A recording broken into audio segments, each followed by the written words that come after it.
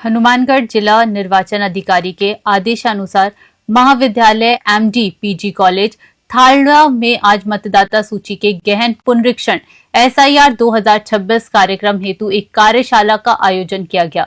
महाविद्यालय ELC electoral literacy club nodal प्रभारी doctor Lalit स्वामी के नेतृत्व में ये कार्यशाला आयोजित हुई। इसमें पावर पॉइंट प्रेजेंटेशन की सहायता से विद्यार्थियों को मतदाता पंजीकरण फॉर्म एसआईआर को सरल रूप में ऑनलाइन भरने की विस्तृत जानकारी दी गई। डॉक्टर स्वामी ने ईएलसी के सभी सदस्यों को एसआईआर 2026 अभियान में अहम भूमिका निभाते हुए ज्यादा से ज्यादा संख्या में परिगणना पत्र ऑनलाइन करने की जिम्मेदारी सौंपी। महाविद्यालय निदेशक रामस्वरूप स्वामी ने जिला निर्वाचन कार्यालय द्वारा निर्देशित सभी जागरूकता कार्यक्रमों को समय समय पर आयोजित करवाने हेतु निर्देशित किया। हनुमानगढ़ से विनोद चौधरी की रिपोर्ट।